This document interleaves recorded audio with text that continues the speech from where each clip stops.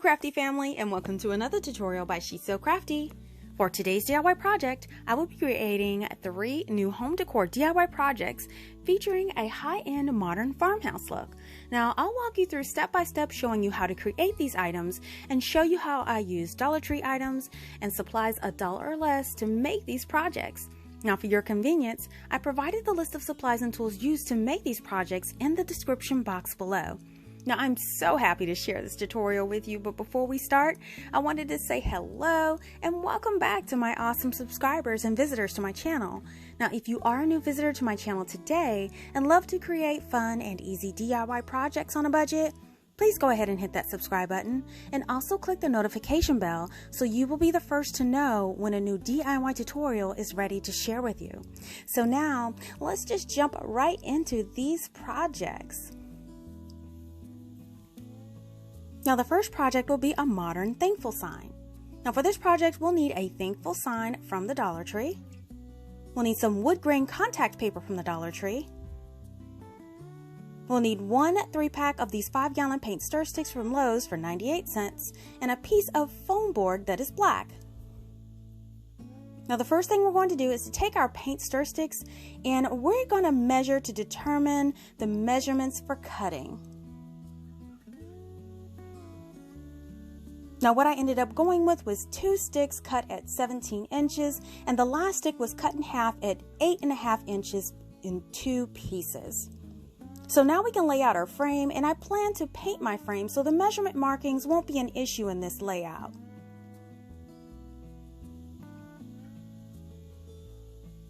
Now, I'll be using this wood glue from the Dollar Tree to adhere the frame together, and you want to apply that wood glue to the ends of both of the long pieces as shown here.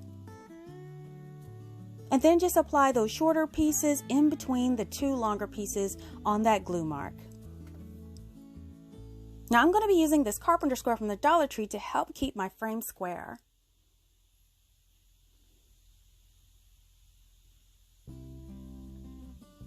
Now, once my frame is nice and dry, I'm going to use these 1/2-inch wire nails for a little bit more security on those corners.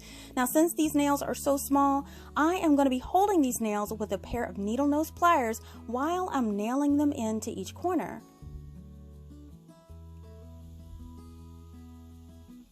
Now, we will be placing 2 nails in each corner of our frame. So now we will be painting this frame with chalk paint, but first I'm going to take 6 of these tumbling blocks and I'm going to use them as insert supports. So I'm going to arrange the blocks as shown here.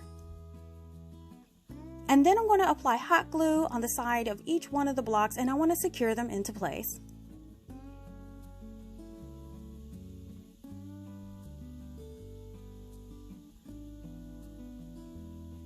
And once that hot glue is nice and dry, we can proceed with painting our frame. Now I'm going to take my chalk paint and I'm going to start on the inside of the frame, and what I'm going to be doing is applying 1 nice coat of this white chalk paint. And now that the insides of the frame are painted, we can go ahead and cover those blocks.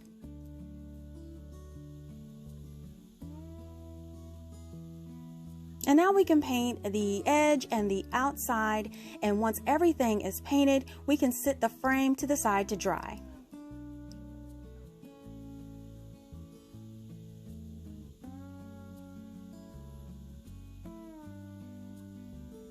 So now we can work on the thankful word. Now I'm just going to remove the tags and the string from the back. So then we're going to go ahead and paint it, and I'm going to use this acrylic paint. Now, I could use chalk paint, but I like acrylic paint for the letters since it goes on a lot smoother and it's much easier to spread. Now I'm going to start applying the paint to the entire outside of the word first. And then I'm going to proceed with painting the word surface.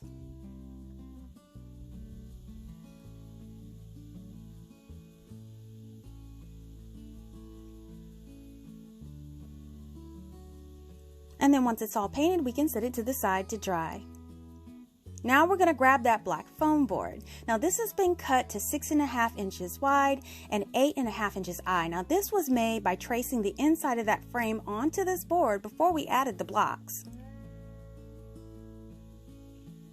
Then I'm going to place down a cutting mat and I'm going to grab that wood grain contact paper. And I'm just going to cut a piece off to start working with.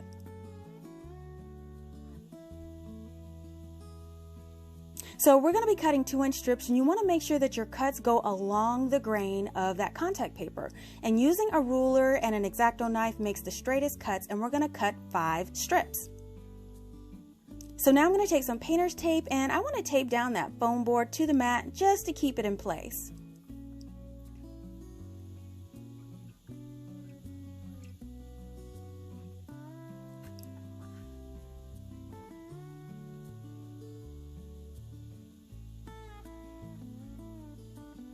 So now we can go ahead and start adding our strips. Now since I'm going for a wood plank look, I will be cutting the pieces in varying lengths, and I want to make sure that those steams are straight and they are staggered. Now you want to make sure you have enough contact paper overlapping that shorter edge to fold under when you're all done.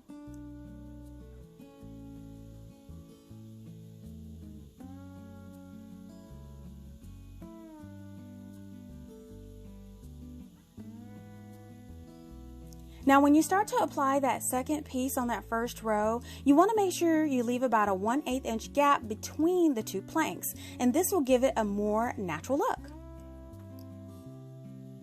Now you want to continue this all the way up the board, making sure you stagger those seams and that they don't line up from row to row. If you have a little top edge remaining at the top, just go ahead and continue this staggered placement.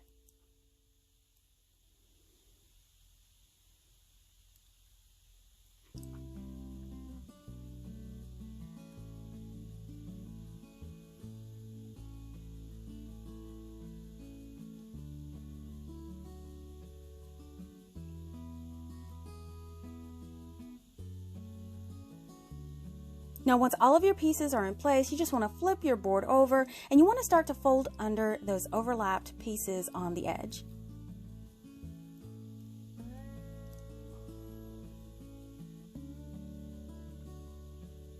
And for those longer pieces on the top, you just want to cut in the edge at an angle and you want to fold it over and secure it into place.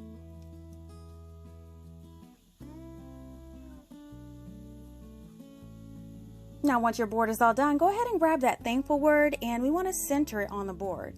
Now I'm going to be using some painter's tape to mark the placement, so when we remove it to add the glue, we won't lose our place. So now I'm just going to take my high temperature hot glue and I want to apply glue all over the back of the word and then adhere it to the board on our markings that we placed on there.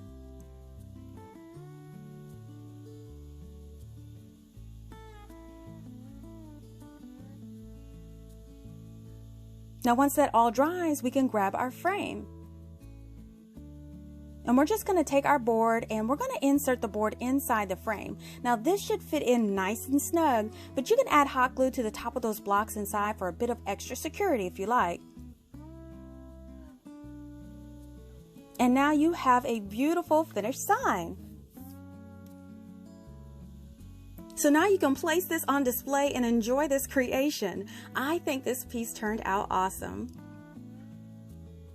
Now I am really impressed with these words at the Dollar Tree this year, and it really makes your crafts look high-end.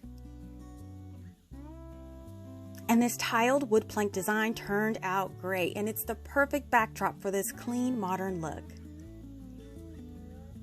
Now with this neutral palette, it would be easy to blend in any home decor. Now project number 2 is a pair of modern wall sconces.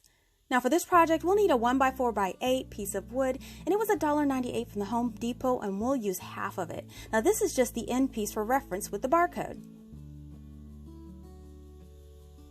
We'll also need 2 16-ounce canning jars or similar jars or vases. Now the first thing we're going to do is to cut the wood for our sconces, and we'll be cutting 2 pieces 15 inches long and 2 pieces 4.5 inches long. Now we'll be staining the wood, but before we do so, we want to mark a border at that 10-inch mark on each piece.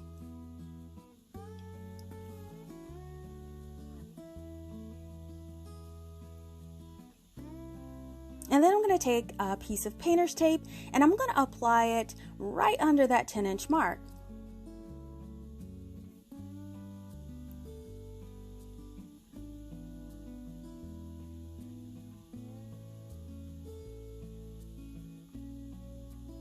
And now we can gather up our supplies and prepare to stain. And of course, I'll be using my Jacobian stain by Minwax for these projects.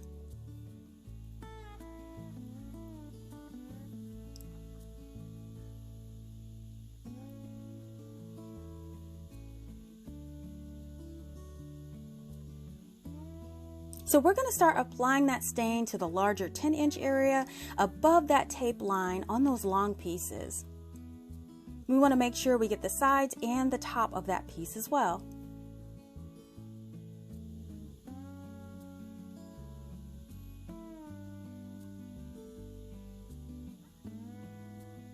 And once both of those longer pieces are stained, we're going to stain all the sides of the smaller pieces front and back. Now once that stain does dry, we can go ahead and remove the tape. So now we're going to tape off the other end because we're going to be painting it. So we're just going to apply the tape to the edge of the stained area right above it. And now we can paint the bottom portion of this with white acrylic paint.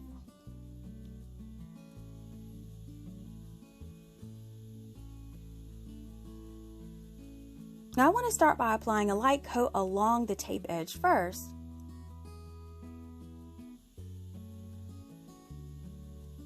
And then I'm going to cover the remainder of the ends of both of the sconces.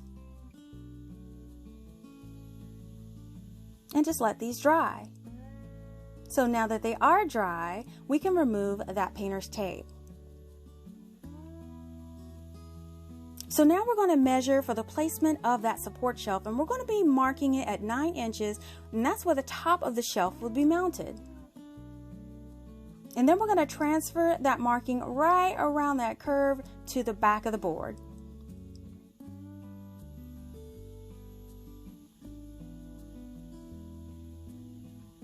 Now to secure the shelves to the board, we're going to be using 2 of these 1 3/4 wood screws for each piece. So we're going to be drilling 2 pilot holes for their placement with a 3 32nd-inch drill bit.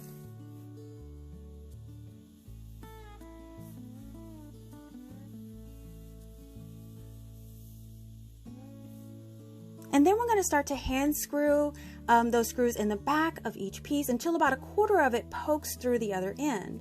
And what we're going to do is take that shelf piece and we want to place it on top of those screws that are poking out, press it down, and it'll transfer the marks where you need to drill pilot holes on this piece. And then I'm just going to drill pilot holes into our 4 1/2-inch piece, and then I'm going to screw it all into place.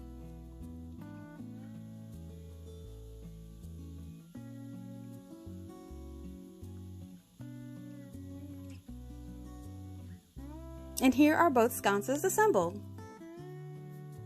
So now we're going to mark and we're going to drill holes for our security straps. Now I will be drilling 2 holes for 2 options. One to wrap around the center of the jar at 6 1/2 inches from the top, and the other to wrap around the jar lip at 5 1/2 inches from the top. Now I've highlighted the marks here so you can see where we'll be drilling. Now I recommend using a 5 32nd inch or larger drill bit for these holes.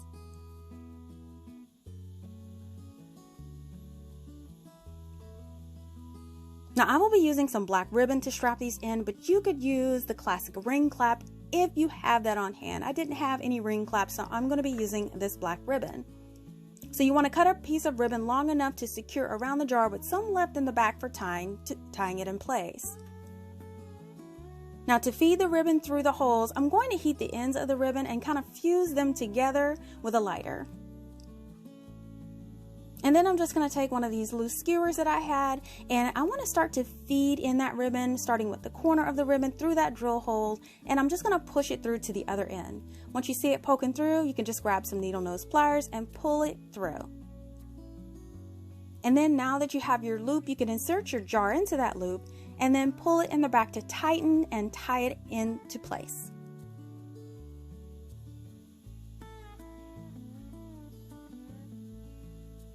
Now here are both jars all strapped in.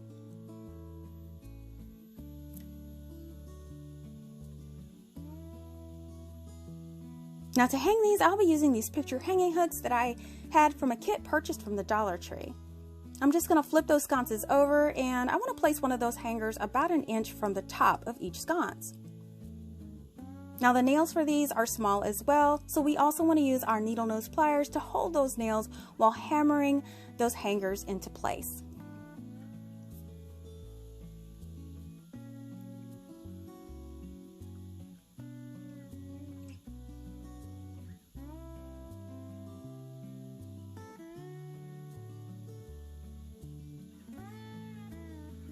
And here are both of the hooks in place. So now all we have to do is add some greenery or florals of your choice. Now I'm going to use this lamb ear and these pumpkins on a stick from the Dollar Tree. I'm just going to arrange that lamb's ear in the jars first, and then I'm going to take those pumpkins and add them in as well. Now some of them are fairly long, so I'm just going to clip them down and adjust them to fit them in the jar.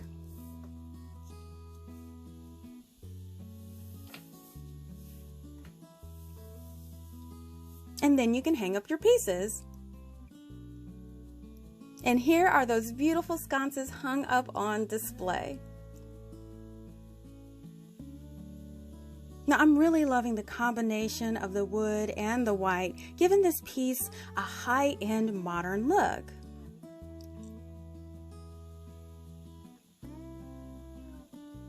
And I really love using lamb ear in combination with the ivory pumpkins for a fall theme, giving it a nice soft look, and these are great for year-round and will look perfect in any season's decor. Now project number 3 is a fall wreath centerpiece decor. Now for this project we'll need a 7-inch cylinder glass base from the Dollar Tree, as well as a real or battery operated candle. We'll need a 3-piece package of these ivory clip-on pumpkins from the Dollar Tree, 4 stems of lamb ear branches from Walmart for $1 a branch. We'll also need some of this wood grain contact paper left over, and we'll need an 8-inch wreath form from the Dollar Tree. And we'll also be using some of these berries from a bundle that I got from the Dollar Tree. Now the first thing we're going to do is to grab the wreath form and the lamb ear. Now I'll be securing the branches to the form with this wire I already had on hand from the Dollar Tree, and I'm just going to cut them into pieces a few inches long. Now I want to take that first stem of lamb ear, and I'm going to kind of curve that stem, and I want to conform it to the layout of the wreath and lay it on there. And then I'm going to take that second one, and I want the top of the leaves of the second one to touch the bottom leaves of the first one, and I want to curve it around the form. Now once in place, I'm just going to take one of those wires and secure both of those stems to the wreath form.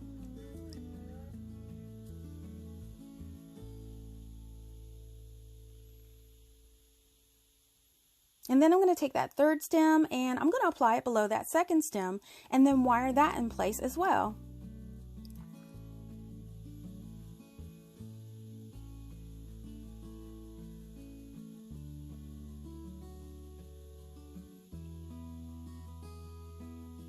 And then I'm going to add that fourth and final stem, and you want to make sure that everything is spaced evenly and place that into place, making sure all the stems are nice and tucked in and secured with those wires.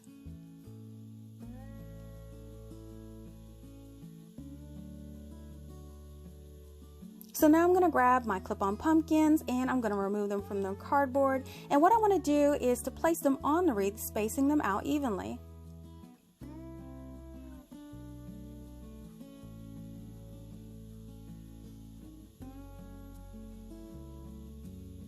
And then I'm going to take those white berry bundles and I want to twist a wire around the branch and the stem of each one of those berry bundles. And once that's done, I'm just going to insert one of those berry stems in between each one of those pumpkins in the wreath. I'm just going to kind of tuck it into the wreath, making sure it's surrounded by lots of that lamb ear greenery so it fits nice and into place.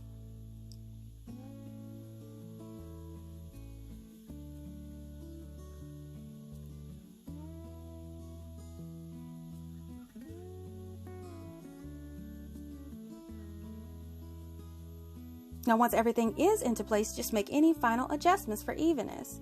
So now you can go ahead and grab that cylinder vase, and you can grab some of that leftover contact paper. Now I'm going to mark a strip 3.5 inches wide, and then I'm going to cut along that strip.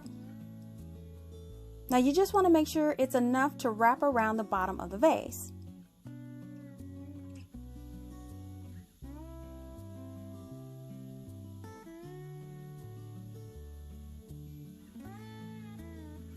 And then we want to apply that strip around the bottom of the vase.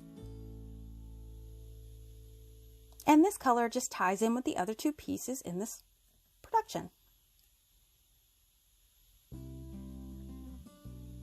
So now I have one of these chargers, so I just went ahead and placed my vase on top and placed a candle inside. And then I placed my wreath on top of that around the candle, and there you go. You have a simple, beautiful centerpiece. And now choose wherever you like to place this on display. I just think this is absolutely adorable. Now I love using these Dollar Tree vases for candles, and coupled with all their accessories, it looks really great. And I think this little wreath is so adorable, and it even looks perfect on the mini door in last week's DIY.